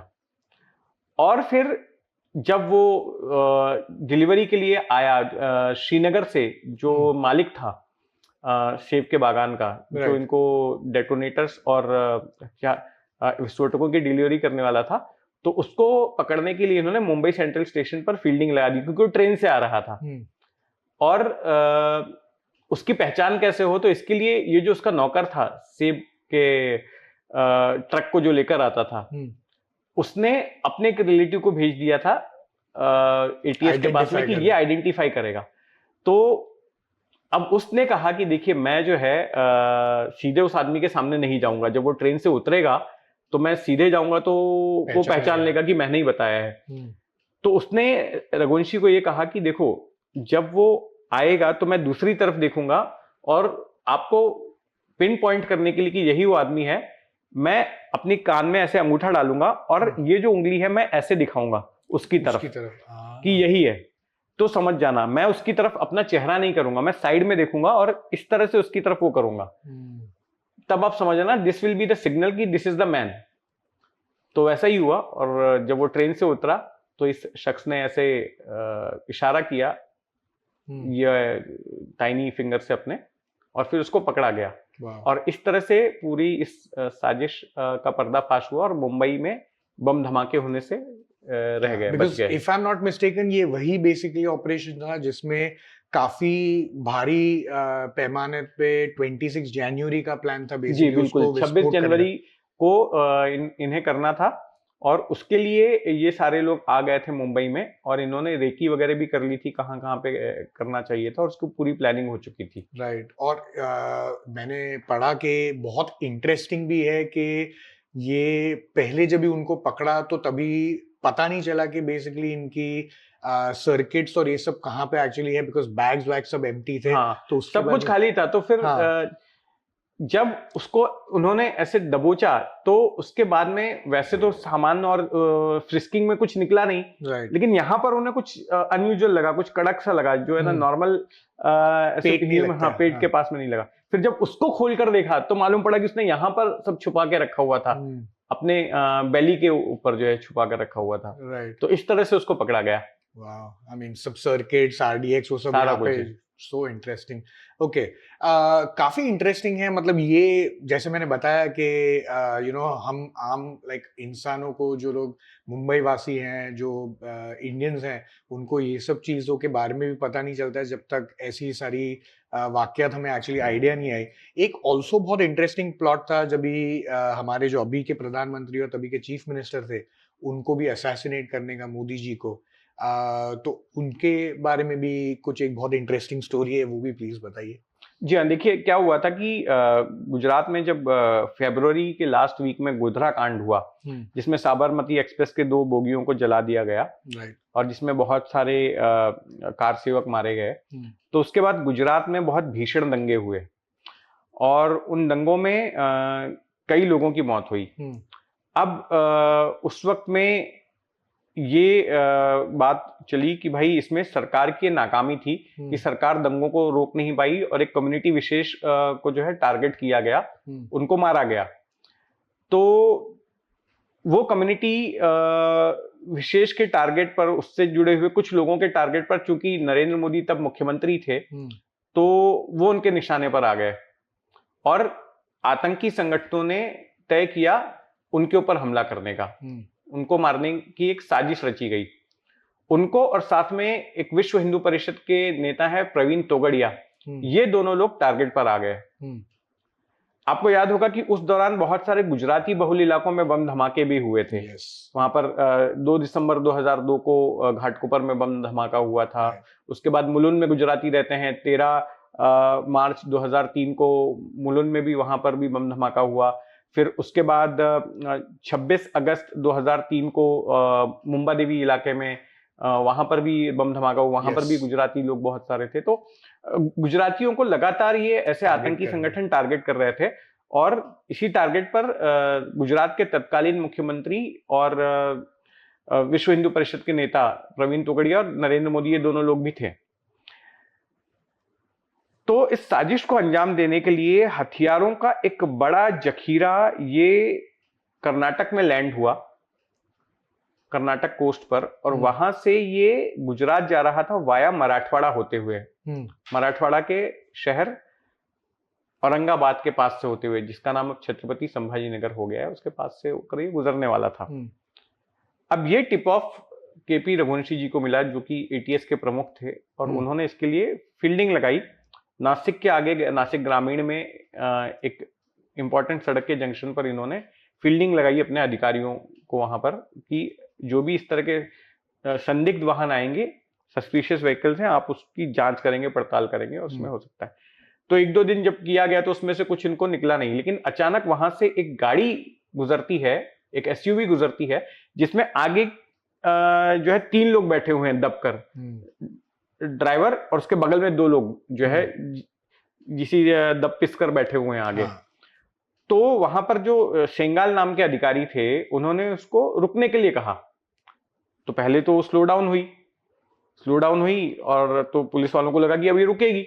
जैसे ही पुलिस वाले आगे बढ़े, उसने स्पीड बढ़ा दी और भाग गया वहां से। तो उनका पीछा करना शुरू किया पुलिस की टीम ने, करीब 70-80 किलोमीटर तक पीछा किया, और पता चला कि वो गाड़ी जो है टुवर्ड्स औरंगाबाद जा रही है। तो ये इन्होंने रघुवंशी को भी इन्फॉर्म किया। रघुवंशी ने कहा कि आप उसका लगातार पीछा करते रहिए। अब वो बड़ा ही थ्रिलिंग था, क्योंकि इनकी चेज हो रहा था, और वो चेज भी कर रहे थे तो बहुत ही डॉज कर रहे थे पुलिस वालों को। जैसे कि अगर उनको लेफ्ट टर्न लेना है तो राइट का इंडिकेटर देंगे, तो पीछे की गाड़ी को लगेगा कि ये तो राइट मोड़ने वाला है, लेकिन अचानक लेफ्ट मुड़ जाएंगे। कभी अपनी स्पीड स्लो कर देंगे, कभी बढ़ा देंगे, इस तरह से वो कर रहे थे। और दूसरी तरफ एक चिंता पुलिस की टीम को ये भी हो गई कि उनका जो फ्यूल टैंक था वो खाली होते जा रहा था। अब उनको पता नहीं था ना कि चेज कितनी लंबी चलेगी। लेकिन खुशनसीबी से जब वो अजंता एलोरा केव्स के पास में वहां पर जो घृष्णेश्वर मंदिर है उसके पास में जब वो पहुंचे, जो आगे जो भाग रही थी गाड़ी वो पहुंची, तो अचानक एक कैटल का समूह आ गया, मतलब भेड़ बकरियों का जो है समूह सामने आ गया, भैंसों का समूह सामने आ गया, और जिसकी वजह से वो गाड़ी को रुकना पड़ा। और जैसे ही वो गाड़ी रुकी, पीछे से ये लोग आए और इन्होंने उनको पकड़ने की कोशिश की, लेकिन उसमें से कुछ लोग भाग गए, लेकिन एक पकड़ में आ गया। अच्छा। फिर उससे इंट्रोगेशन में तार जुड़ते गए, बाकी के लोगों की गिरफ्तारी हुई। पता चला कि बहुत सारे बड़े पैमाने पर AK-47 हथियार और राइफलें, जिन्हें की कंप्यूटर के बॉक्सेस में छुपा कर ले जाया जा रहा था, और दूसरी गाड़ियों में भी। और ये सब गुजरात की तरफ जाने वाले थे, कुछ महाराष्ट्र में रहने वाले थे, महाराष्ट्र में भी आतंकी हरकतों को अंजाम देना था। तो सारा कुछ रिकवर किया गया। उसमें एक नाम जो बड़ा सामने आया वो था जबीउद्दीन अंसारी का, उर्फ जकी का। जबी का जो है ना, उसको अबू जुंदाल भी नाम दिया गया था। और ये वही अबू जुंदाल है जो कि जब 26 नवंबर 2008 का मुंबई आतंकी हमला हुआ था, तो ये वहां पर हैंडलर का काम कर रहा था। He was one of the handlers, और इसने इन 10 आतंकियों को ट्रेनिंग भी दी थी जो है मुंबई की जुबान की, और कुछ को मराठी बोलना भी सिखाया था। तो ये वो अबू जुंदाल है जो बाद में 2012 में जिसको डिपोर्ट करके लाया गया, अभी वो जेल में है। अच्छा, काफी इंटरेस्टिंग, मतलब इतना लंबा टाइप से कनेक्शन है। ओके, काफी ये आपने जो बेसिकली बोला सलालुद्दीन के बारे में, और देन अपना इवन अभी इसके बारे में जैसे आजम चीमा भी है, तो उनके साथ में भी बेसिकली जब भी ये अटैक जो था वो स्पॉइल हुआ, बोथ ऑपरेशन अमानत का एंड ऑल्सो ऑब्वियसली ये मोदी जी को भी जो ये असैसिनेट करने का, तो उसके बाद में तभी उनसे सलालुद्दीन से एक्चुअली निकल के ये आजम चीमा को दे दिया क्या, दहशत फैलाने का या टेररिज्म फैलाने का, बेसिकली बॉम्बे या महाराष्ट्र में? नहीं, ऐसा करेक्ट 2-3 मॉड्यूल्स थे जो काम कर रहे थे। हाँ, जो जिनको कि इंडिया में इस तरह की आतंकी गतिविधियों को अंजाम देना था। तो आजम चीमा भी जो है एक ग्रुप को हेड कर रहा था, वो भी LET का ही आदमी, लश्कर-ए-तैयबा का ही एक कमांडर था, जो कि जिसके बारे में बताते हैं कि वो अफगान वॉर का वेटरन था, जो अफगानिस्तान का वॉर हुआ था पाकिस्तान के साथ, तो उसका वो वेटरन था, उसमें भी वो शामिल हुआ था। और इसको बाबा कहते थे वहां के लोग। तो आजम चीमा के ऊपर आरोप यह है कि 2006 में जो मुंबई में ट्रेन ब्लास्ट हुए थे, 11 जुलाई 2006 को 7 लोकल ट्रेनों में वेस्टर्न रेलवे लाइन के जो ब्लास्ट हुए थे, हाँ, जिसमें करीब 200 लोग मारे गए थे, तो उन ब्लास्ट की साजिश में ये आजम चीमा शामिल था। इसके अलावा 26 नवंबर 2008 को जो आतंकी हमला हुआ, उसकी साजिश तैयार करने में भी आजम चीमा शामिल था। तो ये 2 बड़ी आतंकी साजिशों में ये आजम चीमा नाम का आतंकी शामिल रहा है। वाह, सो इंटरेस्टिंग। ये वही आजम चीमा है जो बेसिकली अभी धुरंधर 2 में भी बहुत दिखाया गया जी हाँ, धुरंधर 2 में उसको फीचर किया गया है, आजम चीमा को। ये वही आजम चीमा है जो कि इस तरह के जिसके मंसूबे थे हिंदुस्तान में आतंकी हमलों को अंजाम देने के। इंटरेस्टिंग। ये अंडरवर्ल्ड के बारे में भी ऑफ कोर्स थोड़ी सी बात करते हैं, बट मुझे एक दो और बेसिकली पूछना था रघुवंशी जी के बारे में, बिकॉज जब भी जैसे अबू सलेम जी है, बिकॉज ऑफ कोर्स जो डॉन है नेचुरली अंडरवर्ल्ड जो है वो बहुत इन्फ्लिक्टेड था, तभी वो टाइम पे उनकी दहशत भी बहुत ज्यादा थी। जब भी अबू सलेम को बेसिकली एक्स्ट्राडाइट करके जब बॉम्बे लाया गया, तो तभी के टाइम पे भी रघुवंशी जी को बेसिकली उनकी जो यूनिट थी एटीएस, या आई थिंक उनकी यूनिट तभी कोई अलग थी, एटीएस थी। एटीएस, ओके, उनको ये दिया गया कि आपको इनको इंटरोगेट करना है। तो तभी भी वो पुलिस वाले या पुलिस कर्मी जो है, वो पुलिस कर्मी भी बेसिकली क्या अबू सलेम से इतना डरते थे कि इंटरोगेशन में भी करने के लिए वो बात नहीं कर पाते थे? वो इंसिडेंट ऐसा है कि देखिए, जब अबू सलीम को डिपोर्ट करके पोर्टुगल से लाया गया भारत में, तो उसके खिलाफ उसको सिर्फ 8 मामलों में प्रोसिक्यूट करने की अनुमति मिली थी। और उनमें से एक मामला था बिल्डर प्रदीप जैन की हत्या का, जो अबू सलीम गैंग ने की थी। तो उस मामले में टाड़ा लगाया गया था। टाड़ा कानून किस पे लगाया जाता है? जिसको कि आतंकवादी मानती है सरकार, तो उस पर टाड़ा लगा हुआ था। इसलिए ये केस इनके पास में आया, केपी रघुवंशी के पास, एटीएस के पास में ये केस आया, और एटीएस ने कस्टडी लेकर इंट्रोगेशन शुरू किया। अब एक दिन रघुवंशी ने देखा कि अबू सलेम का जो इंट्रोगेशन होता था वो एटीएस ऑफिस में ही होता था, नागपाड़ा के। तो एक बार जब रघुवंशी दफ्तर में आए, तो उन्होंने देखा कि जिस कमरे में इंट्रोगेशन हो रहा है वो आधा खुला हुआ था। तो उसमें उन्होंने देखा कि जो ऑफिसर बैठकर इंट्रोगेट कर रहा है अबू सलेम को, वो उसकी नजर में नजर तक नहीं मिला रहा है। वो यहां वहां देख के, दाएं बाएं देख के उससे सवाल पूछ रहा है। उसकी इतनी हिम्मत नहीं हो रही थी कि ना उससे जो है एग्रेसिवली आंख में आंख डाल के बात कर सके, उससे सवाल जवाब कर सके। तो रघुवंशी को ये देखकर बड़ा गुस्सा आया, और उन्होंने फिर ये किया कि वो अपने केबिन में गए। उसी दौरान प्रदीप जैन के एक रिश्तेदार वो आए रघुवंशी के पास, और उन्होंने कहा कि सर, मुझे एक बार जो है उस शख्स को देख लेने दीजिए बस, जिसने मेरे भाई की हत्या की है। I will get a closure, और कुछ नहीं चाहिए मुझे, इतना एहसान कीजिए। तो रघुवंशी ने कहा कि ठीक है, उसको बुलाओ अबू सलेम को, और उस ऑफिसर को बोला कि वो लेके आए अबू सलेम को। अब जैसे ही अबू सलेम को लाया गया रघुवंशी के सामने, उस ऑफिसर ने लाकर पेश किया, ये जो शख्स था रिलेटिव प्रदीप जैन का, ये उठा और इसने उसको थप्पड़ मार दिया अबू सलेम को, और मारने वाला था, लेकिन उसको रोक लिया गया और फिर उसको पकड़ के बाहर कर दिया गया। तो इसके बाद रघुवंशी ने उस अधिकारी की तरफ देखा और बोला कि एक आम आदमी में इतनी हिम्मत है कि एक अंडरवर्ल्ड डॉन को थप्पड़ मार सकता है, इस तरह से कर सकता है, और यहाँ पर हमारे पुलिस वाले उससे नजर तक नहीं मिलाते हैं। तो ये कटाक्ष था। तो ये इंसिडेंट हुआ था। इंटरेस्टिंग। ये जो प्रदीप जैन की जो बेसिकली हत्या थी, उसके बारे में खाली बता दीजिए कि क्या एग्जैक्टली हुआ था और ये क्यों हुआ था? नहीं, प्रदीप जैन एक बिल्डर थे मुंबई के वेस्टर्न सबर्ब में, जूहू गली में जो है उनका ऑफिस हुआ करता था, और कोई एक प्रॉपर्टी थी जो अबू सलेम चाहता था कि उसके नाम पर कर दी जाए, और ये उसका विरोध कर रहे थे। तो एक दिन जब ये अपने ऑफिस में बैठे हुए थे, तो अबू सलीम गैंग के कुछ शूटर्स आए उनके ऑफिस में, और उन्होंने प्रदीप जैन की गोलियां झाड़कर हत्या कर दी। और इसके विटनेस जो है उनके भाई सुनील जैन बने, उनके सामने हुआ था, और सुनील जैन की गवाही पर ही अबू सलीम को इस पूरे मामले में सजा सुनाई गई। सुनील जैन गवाही ना दें, इसके लिए अबू सलीम की तरफ से बहुत दबाव डाला गया था, डराया धमकाया गया था, और खुद सुनील जैन के परिवार के लोगों ने भी बहुत विरोध किया था कि तुम इस चक्कर में मत पड़ो, गवाही वगैरह मत दो। लेकिन इसके बावजूद सुनील जैन अपने बयान पर अड़िग रहे, उन्होंने कोर्ट में जाकर गवाही दी, और उसके बाद अबू सलीम को इस मामले में सजा सुनाई गई। ये अबू सलीम और बेसिकली संजय दत्त जी हैं एक्टर जो हमारे, उनके बारे में भी कुछ बहुत एक इंटरेस्टिंग स्टोरी है, वो स्टोरी क्या है?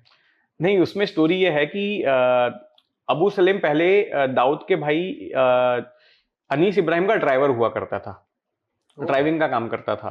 तो 12 मार्च 1993 को जब बम धमाके हुए, उसके लिए जो आरडीएक्स उतरा, तो उसके साथ साथ बड़े पैमाने पर हथियारों के जखीरे भी उतरे थे, जो है ना, मतलब रिवॉल्वर्स और AK-47, 56 वगैरह ऑटोमेटिक राइफल्स भी उतरी थी। क्योंकि डी कंपनी को ऐसा लग रहा था कि अगर जब मुंबई में ब्लास्ट होंगे तो उसके बाद से फिर से हिंदू मुस्लिम दंगे हो जाएंगे, और उस सिनेरियो में फिर जो डी कंपनी के लोग हैं और मुस्लिम कम्युनिटी के कुछ लोग जिनका ब्रेन वॉश किया जा चुका है, उनके बीच में इन हथियारों को बांट दिया जाएगा और उनका इस्तेमाल होगा। तो उन्हीं में से कुछ हथियार जो है संजय दत्त के पास में पहुंचाए गए डी कंपनी की तरफ से, क्योंकि संजय दत्त का ये कहना था कि उनके पिता सुनील दत्त, जो कि कांग्रेस के नेता भी थे, सोशल वर्कर भी थे, वो जब मुस्लिम इलाकों में राहत बांटने का काम कर रहे थे, मदद का काम कर रहे थे, तो कुछ लोगों के धमकी भरे फोन आए थे घर पे, और संजय दत्त को डर लग रहा था कि उनके पिता की हत्या हो सकती है। तो ये बात संजय दत्त ने अनीस इब्राहिम को बताई थी। तो अनीस इब्राहिम ने अबू सलीम को कहा कि ये जो हथियार आए हुए हैं उनमें से जाके तू कुछ हथियार संजय दत्त को दे दे उसकी सेफ्टी के लिए। तो जब अबू सलीम मारुति वैन में लेकर संजय दत्त के बैंड्रा के घर में पहुंचा, वहां पर गैरेज में हथियारों को लेकर, तो ये बताते हैं कि रघुवंशी ने बताया, और रघुवंशी ने जब खुद इंट्रोगेट किया था अबू सलीम को, तो अबू सलीम ने रघुवंशी को ऐसा बताया कि उसे बड़ी हंसी आ गई, क्योंकि जब उसके सामने हथियार रखे गए, संजय दत्त के सामने अबू सलीम ने हथियार रखे, तो वो एक एक हथियार को ऐसे लेके देख रहा था जैसे गन्ना खरीदने जाते हैं तो कौन सा गन्ना अच्छा है, कौन सा गन्ना खराब है, फिर वो सिलेक्ट करके ले। तो इस तरह से वो AK-47 राइफल को एक एक उठा के देख रहा था कि ये लेना है, ये नहीं लेना है, जबकि राइफल तो सारी एक जैसी होती है। तो ये एक इंसिडेंट था जो अबू सलीम ने KP रघुवंशी को सुनाया था। So interesting. But Abu Salim की मतलब जो दहशत थी, क्या वो लेवल पे मतलब बेसिकली थी कि उनका नाम सुन के भी लोग मतलब काफी डरते थे, and they used to like really? Yes, बहुत दहशत थी 90 के दशक के मध्य से लेके आखिर तक, क्योंकि जो अबू सलीम ने एक जो बहुत बड़ा कांड अंजाम दिया था वो था गुलशन कुमार की हत्या का। गुलशन कुमार की हत्या अबू सलीम ने तब करवाई थी जब वो डी कंपनी में था, और दाऊद की मर्जी के बगैर करवाई थी। दाऊद ने असाइन नहीं किया था कि वो गुलशन कुमार की हत्या करे, ये काम अबू सलीम ने अपनी मर्जी से करवाया था। और इसके बाद में दाऊद भड़क गया था, और दाऊद ने अबू सलीम को पिटवाने के लिए जो अपने लोग भी भेजे थे। अनीस इब्राहिम घर पर भी गया था अबू सलीम के दुबई में, लेकिन अबू सलीम वहां से भाग गया था। और वहीं से गुलशन कुमार की हत्या के बाद से ही अबू सलीम ने डी कंपनी से खुद को अलग कर लिया और अपनी अलग गैंग बनाई, और उसके बाद से बहुत सारे लोगों को टारगेट किया अबू सलीम ने बॉलीवुड में एक्सटॉर्शन के लिए। अजीत दीवानी जो मनीषा कोइराला का सेक्रेटरी था, उसकी हत्या भी अबू सलीम ने करवाई, और कई सारे लोगों से वसूली की। तो अबू सलीम की काफी दहशत थी, और अबू सलीम के बारे में यह भी कहा जाता था कि जब अबू सलीम किसी को टारगेट करने कहता था तो वो अपने शूटरों को आदेश देता था कि अगर उसके साथ कोई पुलिस वाला है सिक्योरिटी के लिए तो उसको भी मार दे, उसको भी ठोक दे। आमतौर पर जो दूसरे गैंगस्टर होते हैं, छोटा राजन या छोटा शकील गैंग के, तो वो अवॉइड करते हैं कि अगर किसी को पुलिस सिक्योरिटी है तो पुलिस वालों को कम से कम ना मारे, क्योंकि उसका मतलब ये होता है कि फिर पूरी पुलिस फोर्स उनके पीछे पड़ जाती है बहुत एग्रेसिव तरीके से। तो पुलिस वालों को आमतौर पर ये लोग अवॉइड करते थे मारना। लेकिन अबू सलीम के केस में ऐसा नहीं था। अबू सलीम तो सीधे बोलता था कि अगर पुलिस के लोग भी हैं तो उनको भी ठोक दो। तो एक बहुत ही खौफनाक नाम हो गया था अबू सलीम उस वक्त में। इंटरेस्टिंग। ये आपने बेसिकली दाऊद का भी बताया, तो थोड़ा सा धुरंधर 2 के बारे में जो हम बात कर रहे थे, तो उसके बारे में थोड़े ऑफ कोर्स है, बिकॉज नेचुरली बहुत सारी चीजें हैं जो ये मूवी के बाद में काफी सारे मिथ्स आए हैं, काफी सारी चीजें लोग कह रहे हैं कि ये सच है, ये झूठ है, या थिंग्स लाइक दैट।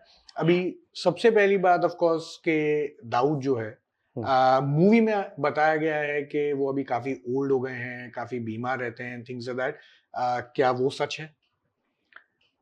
मैं पहले धुरंधर के बारे में बोलना चाहूंगा, प्लीज।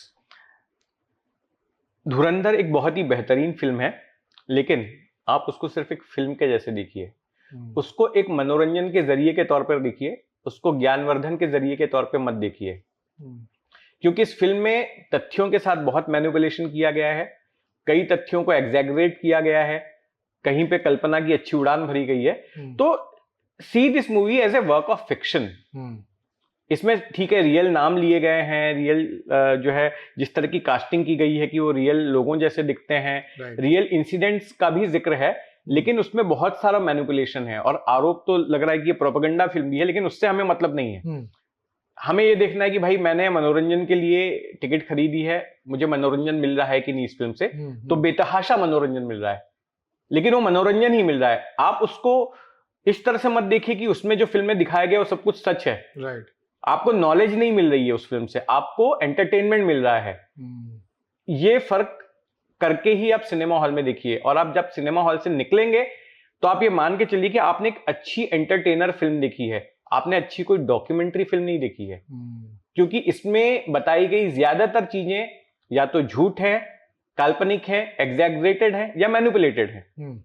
तो ये एक बात है धुरंधर की जी। फिल्म मोर देन 100 मार्क्स, बहुत ही अच्छी फिल्म है। हाल के सालों में इस जैसी फिल्म नहीं है, और जो हाइप इसको मिली है इट डिजर्व्स इट।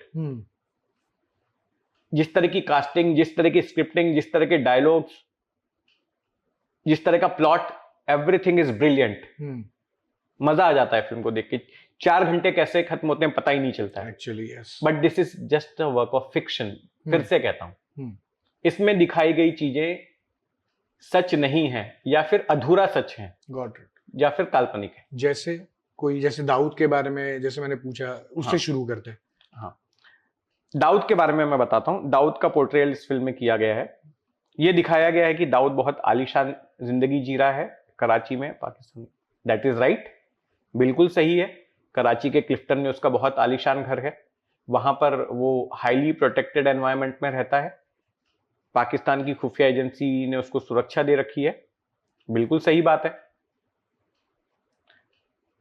दाऊद को बीमार दिखाया गया है, दाऊद को बुढ़ा दिखाया गया है, बिल्कुल सही बात है। दाऊद का जन्म कब हुआ था? 26 दिसंबर 1955 को। तो आज कितनी उम्र होगी? 70 साल के करीब। तो 70 साल में दाऊद आज जैसा दिखता होगा, उसने बिल्कुल सही कल्पना की है, बिल्कुल वैसा ही दिखता है। दाऊद बीमार है, ये बात भी सही है। दाऊद को ये हमारी भी जानकारी थी, अब से नहीं, हमसे 10-15 साल पहले से हमारे पास ये जानकारी थी कि उसको फेफड़ों का प्रॉब्लम था, उसको लंग्स की बीमारी है। ओके। और ये बात सही है, दाऊद इज सिक, दाऊद बीमार है, ये बात भी सही है। दाऊद बूढ़ा है। आज जिस तरह की इमेज जो बेड पे पड़ा हुआ है और खांस रहा है, अंडर केयर, हाँ अंडर केयर है, ये सत्य के करीब है, ये बात सही है। अब सही क्या नहीं मुझे लगती है वो मैं आपको बताता हूं। वहां पर इस तरह से दिखाया गया है फिल्म में कि Dawood is calling the shots, कि दाऊद को एक स्ट्रेटेजिस्ट के तौर पे दिखाया गया है कि इंडिया में किस तरह से आतंक फैलाना है, क्या करना है, नहीं करना है, ये आदेश या ये आइडियाज दाऊद दे रहा है। यहां पर मैं डिफर करता हूं। दाऊद आईएसआई का एक प्यादा है, Dawood is an executioner. Dawood साजिश को अमल करने वालों में से है, जिसका इस्तेमाल आईएसआई अपनी साजिशों को अमल करवाने के लिए करती है। दाऊद कोई आदेश नहीं देता है, या दाऊद जो है वो साजिश नहीं रचता है। राइट। दाऊद का इस्तेमाल किया जाता है। तो यहां पर जो फिल्म देखकर ऐसा लगता है कि अरे भैया आईएसआई को तो दाऊद ही चला रहा है, जबकि ऐसा नहीं है। आईएसआई की नजर में दाऊद एक छोटा सा प्यादा है। जैसे आईएसआई एलईटी, जैश ए मोहम्मद और बाकी लोगों का इस्तेमाल करती है भारत में आतंक फैलाने के लिए, वैसे ही दाऊद का भी कर रही थी। ये एक बात। तो मैं इससे सहमत नहीं हूं कि Dawood calling the shots, he was being used by ISI, Pakistan intelligence agency ISI. उसमें ऑफ कोर्स ये भी बताया है कि असैसिनेट करने के लिए थोड़े पदार्थ और बहुत इंटरेस्टिंग इनोवेटिव टेक्नोलॉजी यूज की है। मतलब इंडिया ने दाऊद को असैसिनेट करने की काफी कोशिश की है। ये बात बिल्कुल सही है। हमारी एजेंसियों ने दाऊद को पाकिस्तान में ही खत्म करने के प्रयास किए हैं, और मेरी जानकारी के मुताबिक 3 बार ऐसे प्रयास हो चुके हैं, लेकिन वो प्रयास किसी ना किसी वजह से नाकामयाब रहे।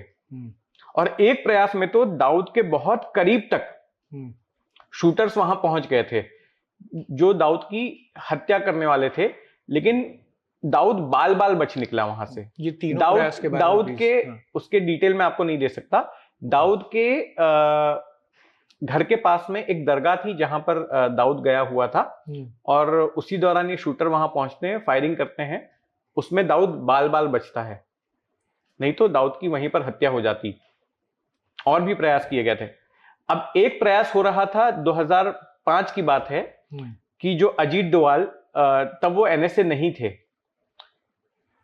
वो दिल्ली के बाराखंबा रोड पर छोटा राजन के 2 लोगों के साथ मीटिंग कर रहे थे। अच्छा, यहां पर मैं थोड़ा सा और बैकग्राउंडर देना चाहूंगा। दुश्मन का दुश्मन क्या होता है? अपना दोस्त होता है। दाऊद का दुश्मन छोटा राजन। तो छोटा राजन जिसने दाऊद के साथ में इतने वक्त तक काम किया था, जिसको दाऊद के ठिकाने पता थे, दाऊद के खास लोग पता थे, दाऊद के काम करने का तरीका पता था, तो उसको हमारी एजेंसियों ने इस्तेमाल किया। और उसी छोटा राजन गिरोह के 2 लोग विकी मल्होत्रा और फरीद तनाशा के साथ में बैठकर अजीत डोवाल जी दिल्ली के बाराखंबा रोड पर एक होटल में मीटिंग कर रहे थे टू किल दाऊद इन पाकिस्तान। लेकिन होता यह है कि ये जो विकी मल्होत्रा और फरीद तनाशा हैं, ये मुंबई में कुछ एक्सटॉर्शन के मामले में वांटेड रहते हैं मुंबई पुलिस की ओर से, और मुंबई पुलिस और इंटेलिजेंस ब्यूरो की ओर से मिसकम्युनिकेशन होता है। तो जब ये मीटिंग चल रही होती है, उसी दौरान मुंबई पुलिस की एक टीम वहां पर पहुंच जाती है और इन तीनों लोगों को डिटेन कर लेती है। उस इंपॉर्टेंट मीटिंग में खलल पड़ जाता है जो कि दाऊद को मारने के लिए बनाई जा रही थी। अब इसमें अजीत डोवाल जी तो छोड़ दिए जाते हैं जब पता चलता है कि ये आईएएस अधिकारी हैं और इंटेलिजेंस कम्युनिटी से जुड़े हैं, लेकिन बाकी के दोनों लोग विकी मल्होत्रा और फरीद तनाशा को पुलिस गिरफ्तार करके मुंबई ले आती है और वो प्लान वहीं पर फ्लॉप हो जाता है। अब इसमें बहुत सारे लोग कॉन्स्पिरेसी थ्योरी चलाते हैं कि ये तो डी कंपनी की तरफ से टिप दी गई थी कि मुंबई पुलिस को कि देखो वहां पर ऐसी साजिश चल रही है और इन लोगों को उठा लो। हालांकि मेरा उसमें ज्यादा यकीन नहीं है। इंटरेस्टिंग। ये काफी वुड यू कॉल कहते हैं कि नूरा भी जो था, बेसिकली जो दाऊद का भाई था, उसे भी व्हाटएवर, जैसे रहमान डकैत जो थे, रहमान डकैत ने उठा लिया था कोई मामले में एंड थिंग्स दैट। क्या ये बात सच है? ये बात सिर्फ इस फिल्म से सामने आई है, और इसकी वजह से आप अगर गूगल करोगे तो ज्यादातर लोग आपको यही कहानी सुनाएंगे कि रहमान डकैत के लोगों ने उसको तड़पा कर मारा क्योंकि उसने रहमान डकैत की किसी जमीन पर कब्जा कर लिया था। लेकिन ये कहानी मुझे सही नहीं लगती है, क्योंकि नूरा की मृत्यु 2009 मार्च में हुई थी। मैंने ही उस वक्त उस खबर को अपने चैनल पर चलाया था जब मेरे पास ये खबर आई थी। नूरा के बारे में आपको बता दूं कि नूरा दाऊद के 7 भाइयों में से एक भाई था। उसका ओरिजिनल नाम था नूर इब्राहिम कास्कर। और नूरा जो है, दाऊद के सभी भाई अंडरवर्ल्ड की एक्टिविटीज में इन्वॉल्व नहीं थे, 3-4 भाई ही थे। जैसे दाऊद खुद था, उसका बड़ा भाई साबिर था जिसका मर्डर कर दिया पठान गैंग ने। फिर अनीस इब्राहिम अंडरवर्ल्ड की एक्टिविटीज में इन्वॉल्व था, और ये नूरा भी इन्वॉल्व था।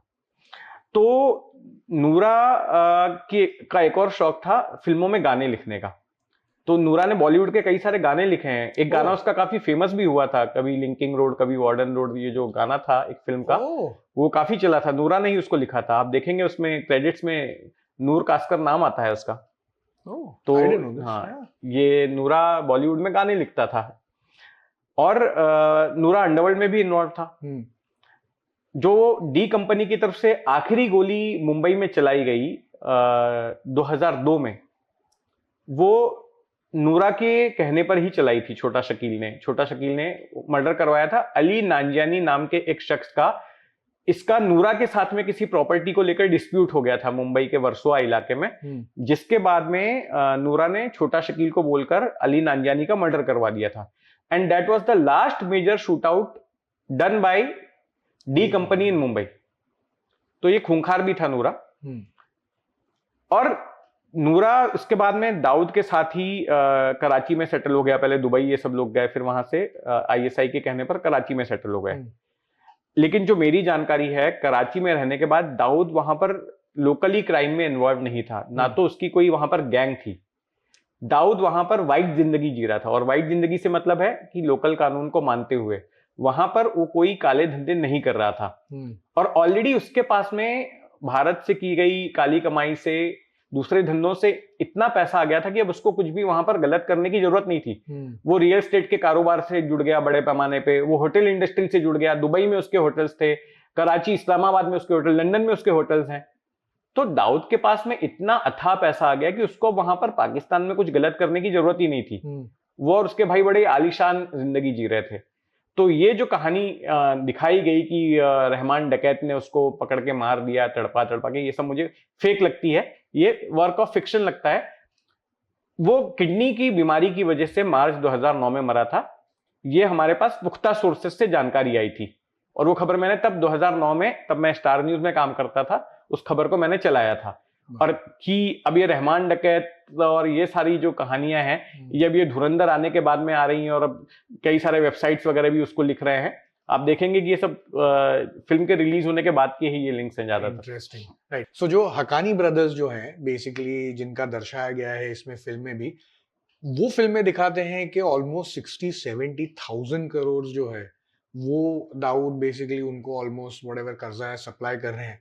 क्या वो पैमाने पे लिटरली इतना पैसा इलेक्शंस और यहाँ वहाँ करने के लिए होता था एक्चुअली?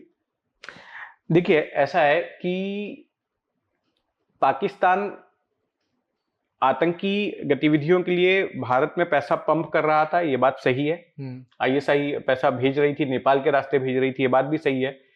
फेक नोट्स बड़े पैमाने पर भारत में पाकिस्तान की ओर से भेजे गए, ये बात भी सही है। लेकिन उसको जिस तरह से नोटबंदी के साथ में लिंक किया गया है, यहां पर आरोप लग रहा है प्रोपेगेंडे का।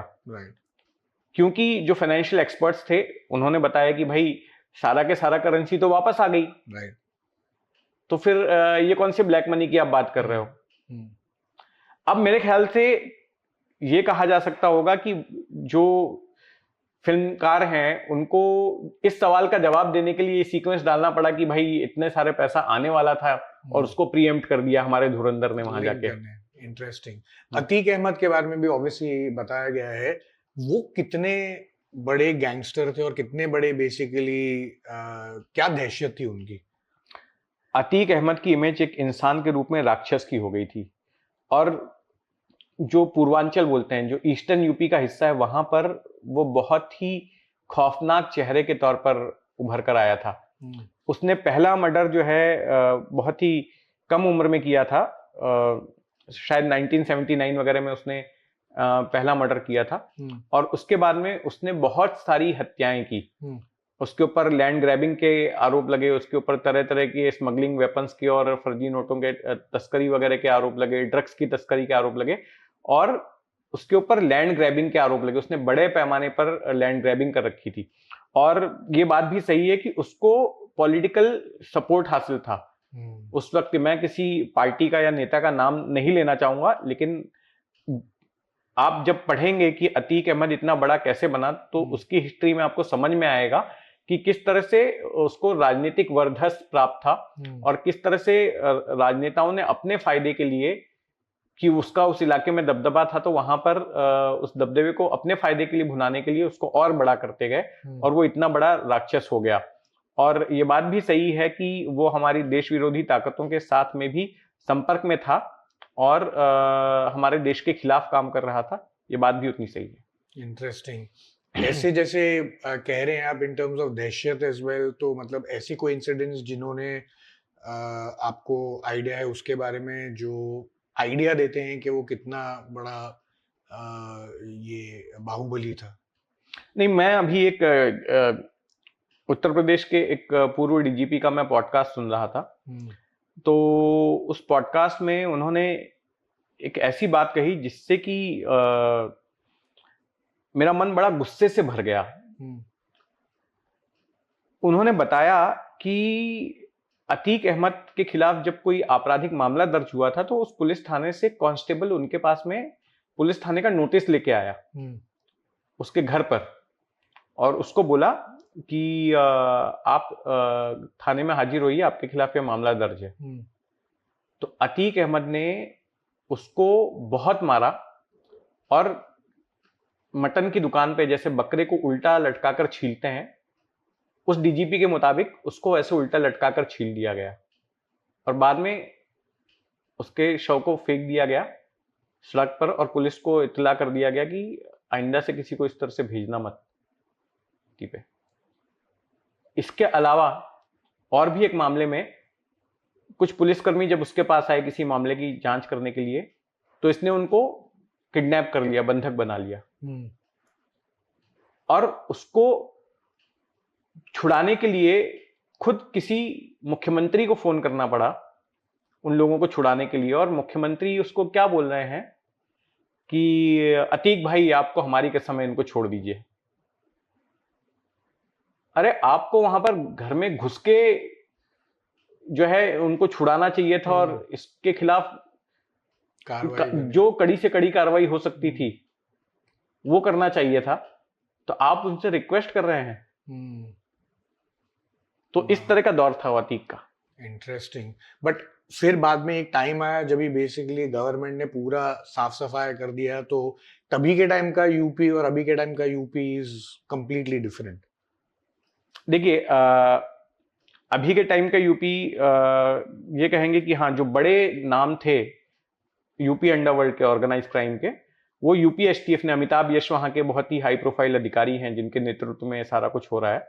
जैसे मुंबई में हमने बहुत सारे नाम सुने एनकाउंटर स्पेशलिस्ट के, तो वैसे वहां पर नाम अमिताभ यश का है जो कि एडिशनल डीजी रैंक के हैं और कई बड़े गैंगस्टरों का उन्होंने सफाया कर दिया है। हालांकि पक्षपात भी लगता है कि कुछ कम्युनिटी विशेष के गैंगस्टरों को नहीं मारा गया और वो कुछ उसमें से सत्ता में भी हैं, लेकिन यह है कि वो भी ठंडे पड़े हैं, ये भी नहीं है कि वो एक्टिव हों। तो जहां तक यस लॉ एंड ऑर्डर की बात है, तो पुराने दौर की तुलना अगर आज से करें तो लॉ एंड ऑर्डर के मामले में यूपी इज मच बेटर, ऐसा मैं कहूंगा। Understand, right. और ये अतीक अहमद की जो बेसिकली दिखाई है मूवी में भी कि जैसे उनको ऐसे उनकी हत्या हुई है और गोलीबारी हुई उनके पुलिस के सामने, ये सच है?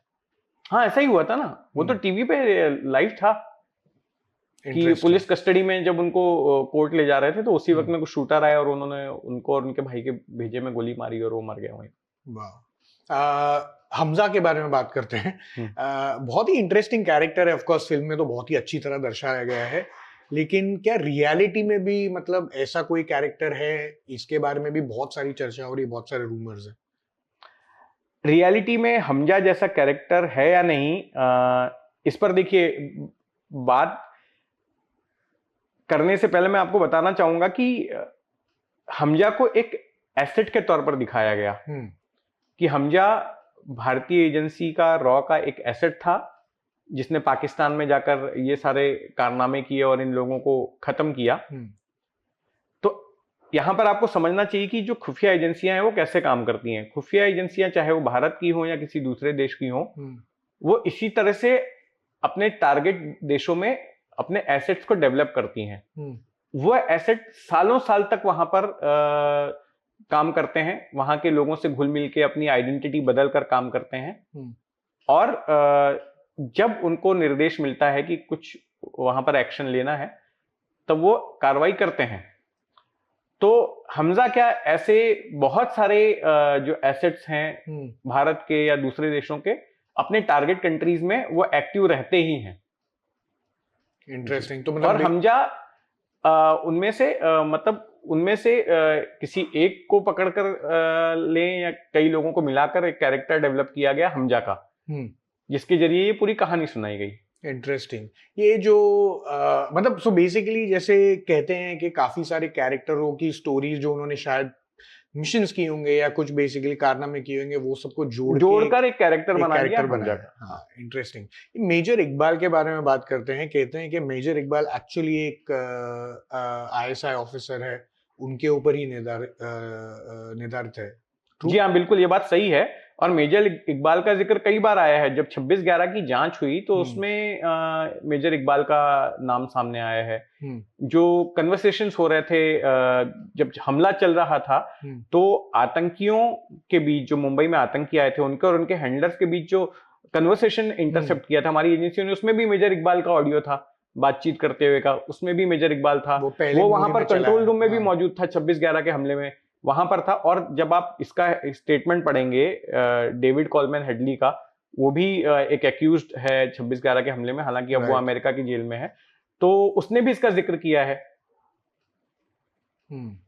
तो ऐसे बहुत सारे सबूत हमारे पास में हैं जिसमें कि इस फौजी अधिकारी का जिक्र आता है जो पाकिस्तान की खुफिया एजेंसी आईएसआई के लिए काम कर रहा था। अंडरस्टैंड। फिर ये मूवी में भी जैसा लायरी और वहां का जैसा अंडरवर्ल्ड का जैसा दहशत दिखाई है, क्या वो एक्चुअली में वैसे ही थी? नहीं, ऐसा जो लोग लायरी को जानते हैं वो बताते हैं कि लायरी को थोड़ा सा लार्जर देन लाइफ तरीके से पेश किया गया है। कि जिस तरह लायरी है, yes, Lyari is a notorious area. जैसे किसी जमाने में मुंबई का डोंगरी, भिंडी बाजार, ये सारा इलाका हुआ करता था, तो उसी तरह से कराची में लायरी वो इलाका भी है जो अपने क्राइम वगैरह के लिए इनफेमस था, वो सारा कुछ था।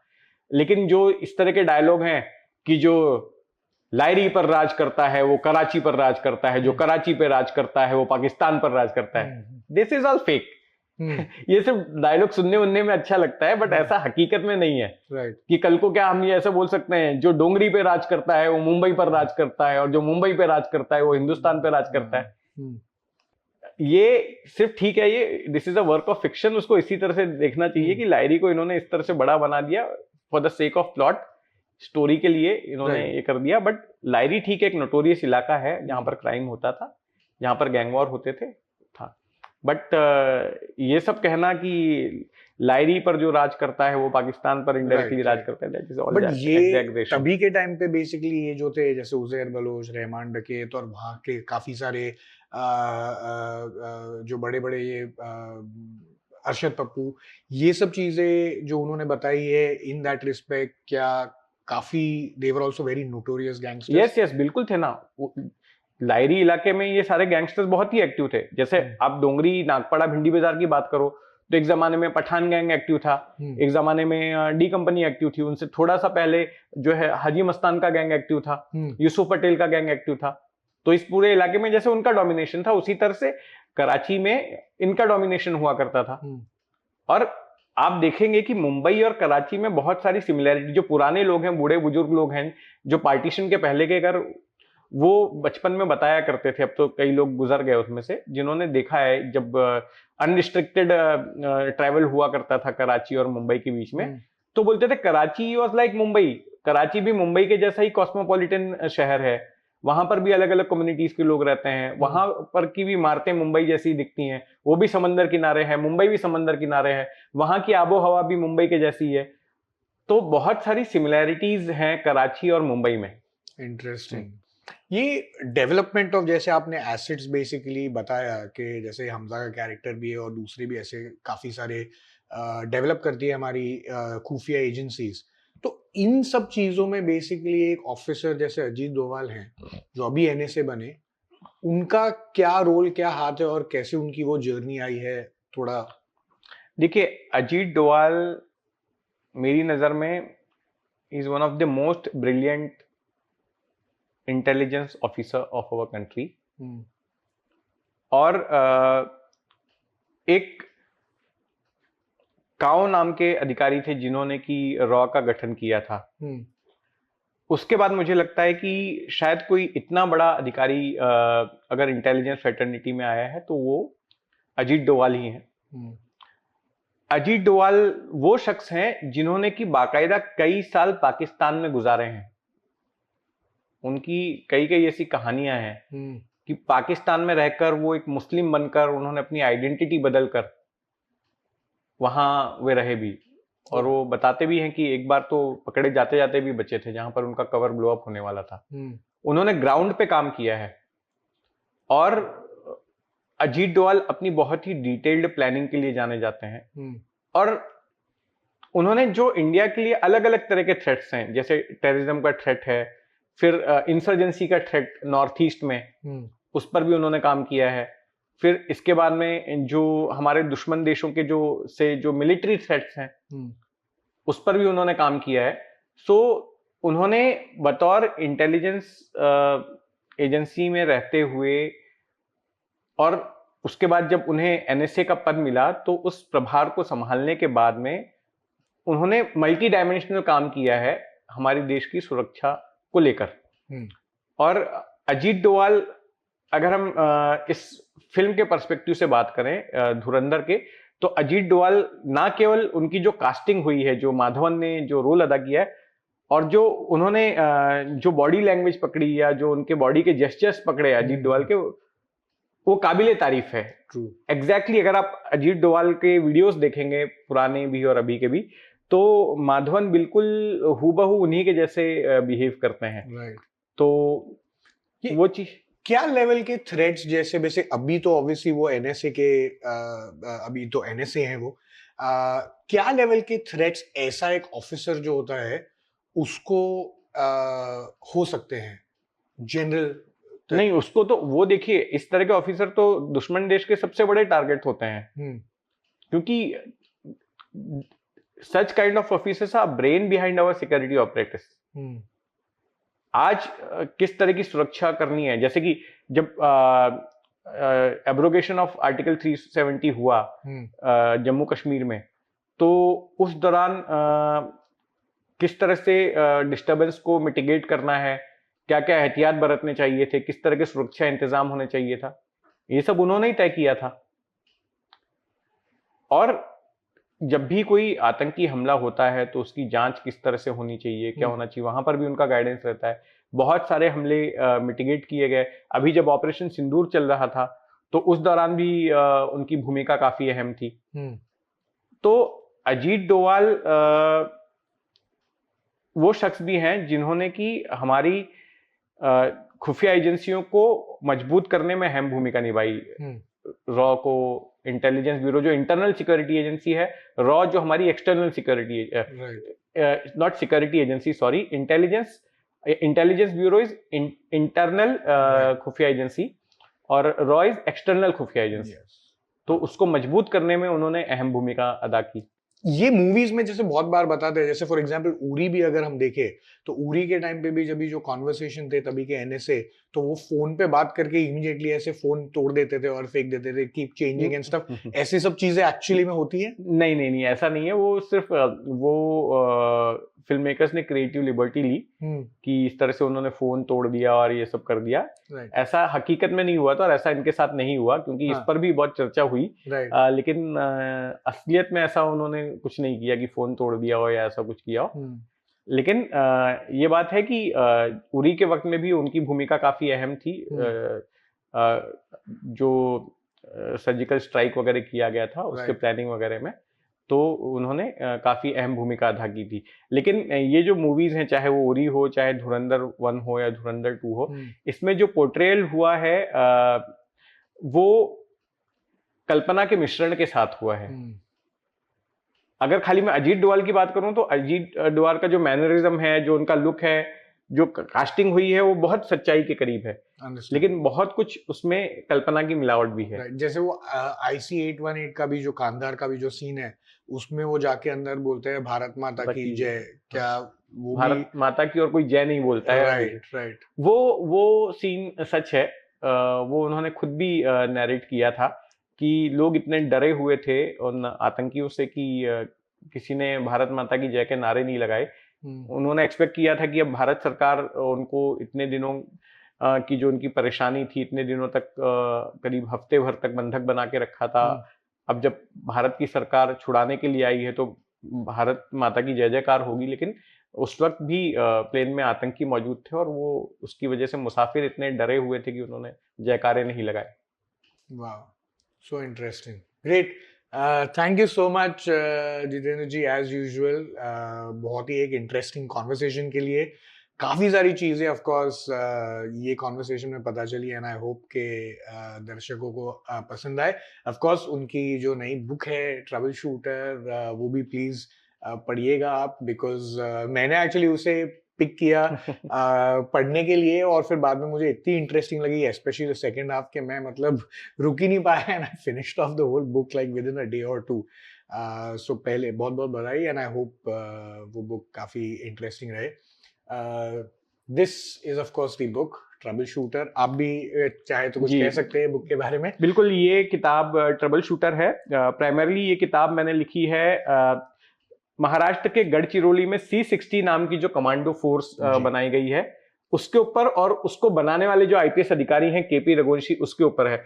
लेकिन इन दोनों को फोकस में रखते हुए इसमें बहुत सारी ऐसी इंटरेस्टिंग कहानियां हैं जो क्राइम के पढ़ने वाले पाठकों को जिसमें काफी मजा आएगा, जिसमें पॉलिटिक्स भी है, जिसमें बड़े बड़े चेहरे हैं जैसे शरद पवार, बाल ठाकरे जो पुराने वक्त के, और मुंबई अंडरवर्ल्ड से जुड़े भी कई सारे किस्से कहानियां हैं। Right. तो अगर आप रियल क्राइम पढ़ने के शौकीन हैं तो आई एम श्योर कि ट्रबल शूटर पढ़कर आपको मजा आएगा, और आपको ये महसूस होगा कि you are getting value for your time.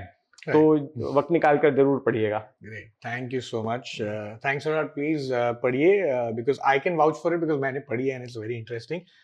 Thanks a lot Jitendra ji, as usual is always fun to have you for a great conversation. Until next time. धन्यवाद भव्य, धन्यवाद।